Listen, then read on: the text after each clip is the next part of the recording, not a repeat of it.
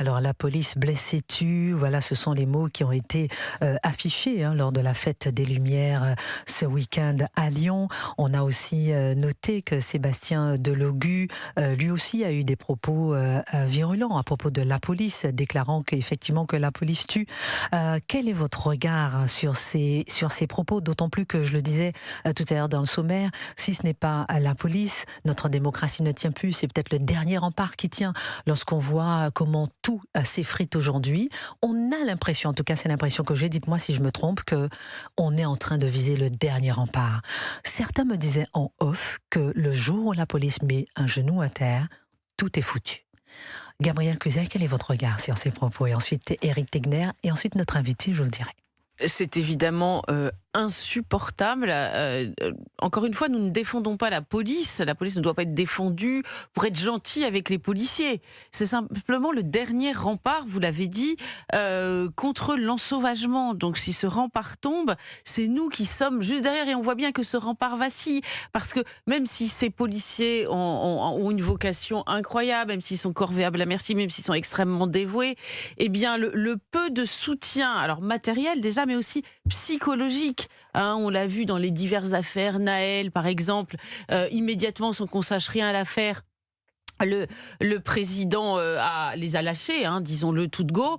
Dans l'affaire Traoré également, ça a été très très long. Et d'ailleurs, ce n'est même pas fini puisque Monsieur Delogu fait toujours appel à cette affaire pour dire que la police tue, alors que par 2 fois, les policiers ont bénéficié d'un non-lieu. Non-lieu par la cour d'appel. Et le pire qui pourrait nous arriver, c'est que, ébranlés par ce manque de soutien, les policiers n'aient plus envie de risquer leur vie, mais pas seulement leur vie physique, c'est déjà une chose, mais même leur vie sociale.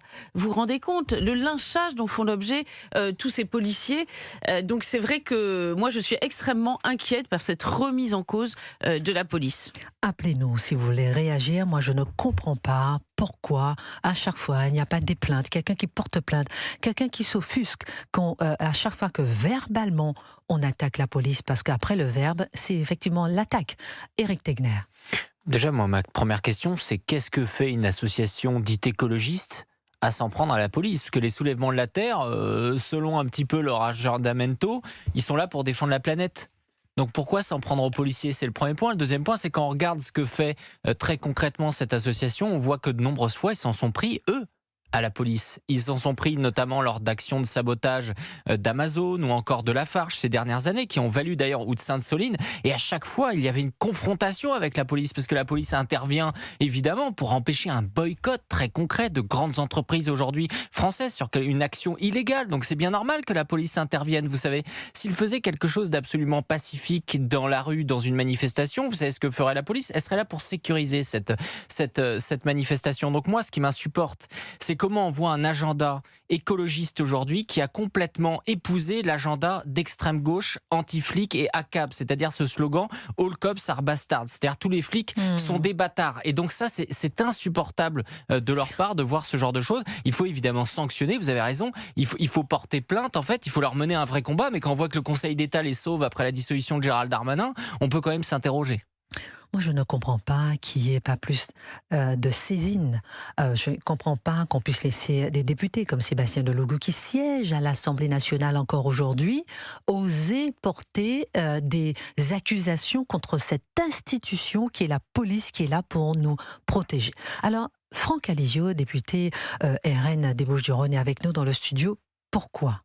Parce que vous avez décidé de faire un signalement. Est-ce bien le cas? Exactement. J'en profite pour vous l'annoncer. J'ai fait un signalement au procureur et au ministre de l'Intérieur par rapport aux propos de Monsieur Delogu lors de son premier meeting de campagne. Premier meeting de campagne qu'il ouvre, donc il ouvre sa campagne en invitant Madame Assa Traoré, donc qui est quand même le visage de la haine de l'anti-police, de l'anti-France, et qui explique qui proclame dans ce discours que la police tue et que la police a tué le frère de Madame Traoré. Et comme on rappelait, il y a eu un non-lieu prononcé, comme disait Gabriel Cluzel, par la cour d'appel. C'est tout simplement de la diffamation, c'est de l'injure publique. Vous savez que en France, dans notre droit, c'est au ministère de l'Intérieur de porter plainte, de défendre sa police. Donc, le député que je suis a le devoir aujourd'hui de faire ce qu'on appelle un article 40, c'est-à-dire un signalement, et doubler ce signalement, ça c'est au procureur, ça c'est à la justice, et doubler ce signalement au ministre de l'Intérieur pour que le ministre de l'Intérieur attaque Monsieur Delogu, défende notre police et fasse condamner Monsieur Delogu. J'en ai marre Moi aussi, on va marquer une pause. Et moi aussi, j'en ai marre, Franck Alizio, parce que si tous les députés faisaient leur boulot en faisant un article 40, on n'en serait pas là. C'est comme ça que moi, je pense que c'est par là qu'il faut passer pour commencer à protéger la police. Je ne comprends pas comment on puisse laisser passer des propos comme ceux-là. Pardon, je suis très énervée parce que je trouve que laisser passer des propos par des députés, représentation de la nation, oser attaquer la police qui nous protège, qu'on va appeler lorsqu'on va taper notre enfant, qu'on va appeler. Et eux-mêmes vont l'appeler et on laisse passer. Oui, ça passe crème. La police tue, ça passe crème. Je suis désolée, mais je suis très révoltée parce que je n'entends pas Sébastien Delogu dire les islamistes tuent. Je n'entends pas Sébastien Delogu dire la racaille tue. Ça, on aimerait l'entendre. Bonjour Nicolas.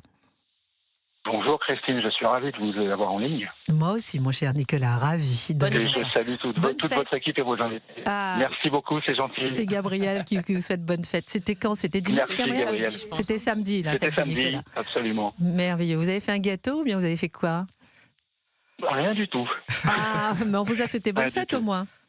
Oui, on m'a souhaité bonne fête. Bon, alors dites-nous tout. Bien, écoutez, moi je voulais témoigner pour signifier mon écœurement face à des mensonges qui sont perpétrés comme ça. Il faudrait dire que la police tue. Oui, il peut arriver que la police tue dans de très très rares occasions, mais encore faut-il savoir pourquoi elle tue. Je pense que la question est là. Non, mais aucun policier ne se lève le matin pour aller chercher à tuer quelqu'un, par contre. Je veux dire, il n'y a aucun policier. Vous voyez ce que je veux dire? C'est-à-dire qu'un on est absolument d'accord. Déjà, il faudrait effectivement savoir dans quel état peut être un policier pour sortir son arme et pour se rendre compte de ce qu'il a fait derrière. Psychologiquement, ça doit être difficile à vivre. Mais les gens qui prennent éventuellement une balle par un policier, comment se sont-ils comportés? Parfois, ce sont des refus d'obtempérer, ce sont des violences, ce sont des tentatives de fuite. Et qu'est-ce que vous répondez par exemple à Éric Tegner qui disait « Je ne comprends pas que ce soit des écologistes, un mouvement d'extrême gauche, les soulèvements de la Terre, qui revendiquent cet acte d'avoir affiché lors de la fête des Lumières, la police tue ». Je suis entièrement d'accord avec Éric Tegner. Je pense que ça ne devrait pas rester impuni. Il devrait y avoir, je ne sais pas, alors je suis pas calé, mais est-ce qu'il pourrait pas y avoir une attaque pour diffamation? Est-ce qu'il pourrait pas y avoir une attaque pour propager la haine comme ça? Qu'est-ce que vous en pensez, Franck Alizio? Ce sont quand même des gens qui risquent quotidiennement leur vie pour défendre nos concitoyens. Oui. Et on les jette sur la voie publique en pâture. On met une cible sur leur dos. Pour des mensonges.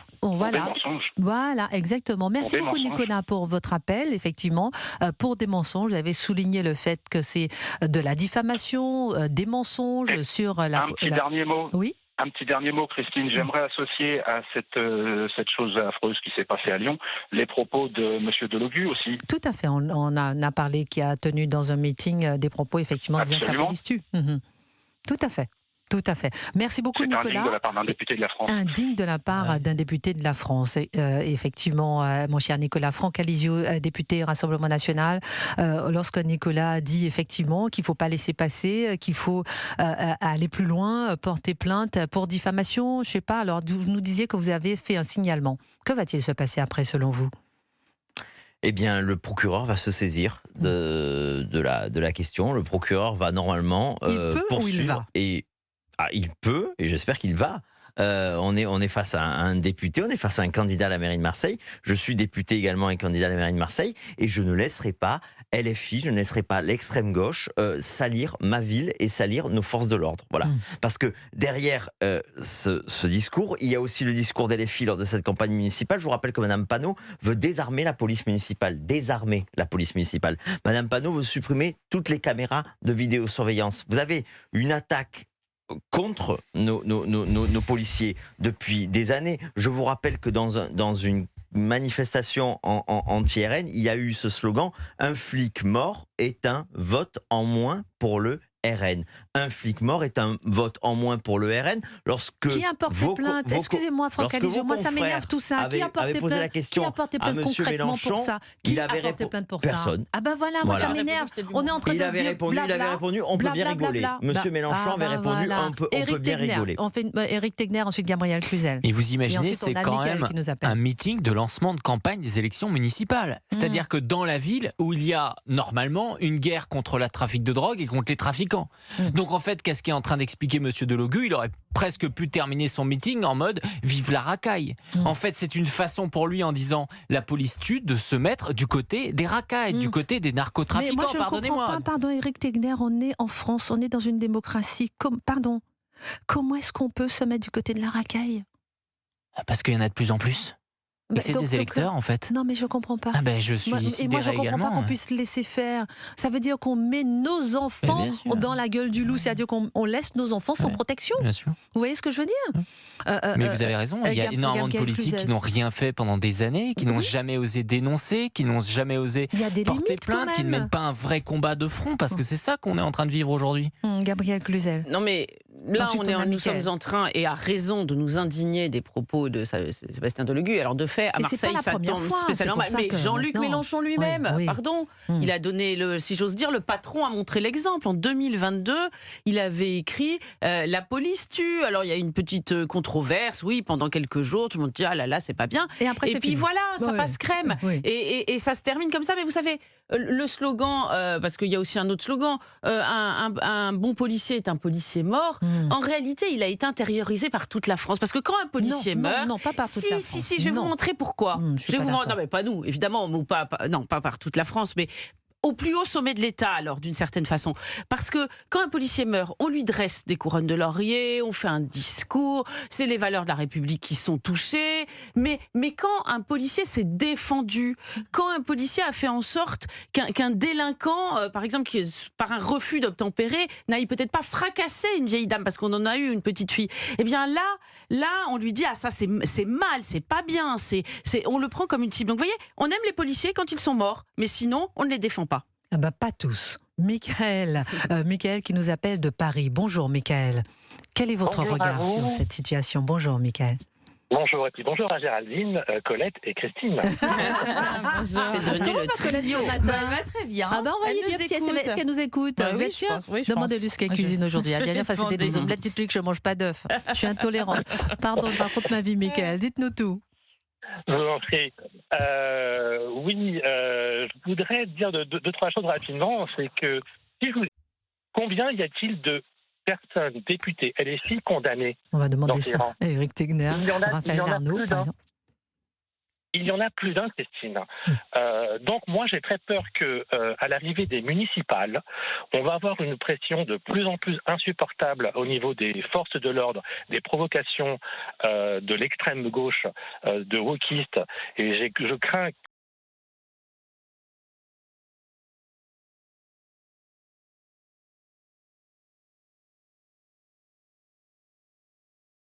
que l'actualité devienne de plus en plus tendue à ce niveau-là. Mais ce matin, il me semble, j'ai entendu une auditrice sur l'antenne d'RTL, je crois, qui parlait de ce qui s'est passé.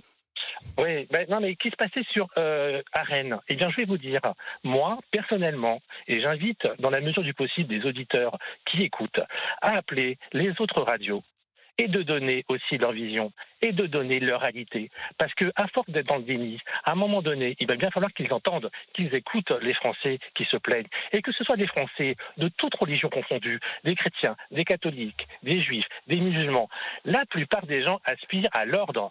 Et ce n'est pas parce qu'on veut de l'ordre qu'on est de l'extrême droite, qu'on est facho. Oui, Michael, mais oui, c'est pas parce qu'on veut de l'ordre. L'ordre, c'est la base. Merci beaucoup pour ce que vous dites et merci parce que vous êtes mesuré, clair. Vous avez cité les propos de Jean-Luc Mélenchon en 2017. C'est très clair ce que vous dites. Merci beaucoup pour votre pétillance de l'esprit sur Europe 1. En revanche, lorsque vous dites d'appeler les autres radios, je suis pas tout à fait d'accord, mais c'est pas grave, ça reste entre nous. Restez en tout cas sur Europe 1. Dans un instant, on prend Léa qui nous appelle de Paris. Éric Tegner qu'est-ce que vous pensez de ce que vient de nous dire Mickaël? Très précisément, il reprend les propos de Jean-Luc Mélenchon, qui en 2017 disait que tout élu condamné effectivement ne doit plus avoir son mandat. Et vous nous avez donné l'exclusivité d'ailleurs sur Europe 1 la semaine dernière sur ce député Raphaël Arnaud qui est condamné et d'autres sont condamnés. Comment se fait-il effectivement tout ça, c'est le même lien en fait avec ce slogan la police tue? Déjà parce qu'ils sont protégés, parce que depuis qu'on en a parlé sur votre plateau sur Europe 1 la semaine dernière, vous savez que Le Monde n'a pas fait une seule ligne pour relayer la condamnation définitive de Raphaël Arnaud. France Télévisions et France Info n'ont pas également fait une seule ligne sur ce sujet. Libération non plus. Tous ceux qui, paradoxalement, dans la même semaine, se sont empressés de dire qu'Éric Zemmour était définitivement condamné. Ce que je note, c'est qu'ils sont protégés par un système médiatico-politique qui admet qu'il y ait des délinquants aujourd'hui à l'Assemblée nationale et qui, dans les meetings, effectivement, appelle les délinquants à voter pour eux. Éric Tegner sur Europe 1. Dans un instant, je vous donne la parole, Franck Alizio, mais on va parler à Léa qui nous appelle de Paris. Vous êtes fan, vous, des policiers, ma chère Léa. Oui, bonjour tout le monde. Bonjour. Christine. Bonjour Léa. Oui. On vous reconnaît. Aujourd'hui, oui. Alors, quel regard portez-vous?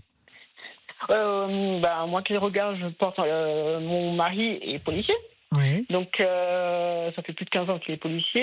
Et en fait, quand j'ai vu les images là, lumineuses des soulèvements de la terre sur la façade, mais franchement, j'étais écœurée. Je suis restée sans voix. Parce que, en fait, je ne comprends pas comment ça se fait qu'en 2025, on peut laisser un mouvement politique comme ça afficher en plein centre-ville des messages qui vomissent la haine et qui sont aussi violentes face aux forces de l'ordre. Franck Alizio vous répond. Restez en ligne. Franck Alizio vous répond.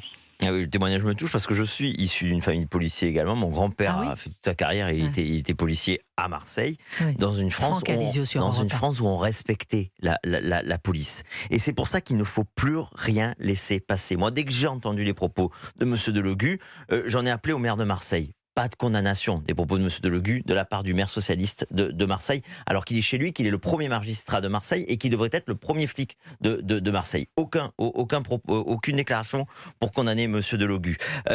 C'est pour ça que j'en appelle aujourd'hui au ministre. Et si on devait en appeler à M. Macron, on en appellera à M. Macron.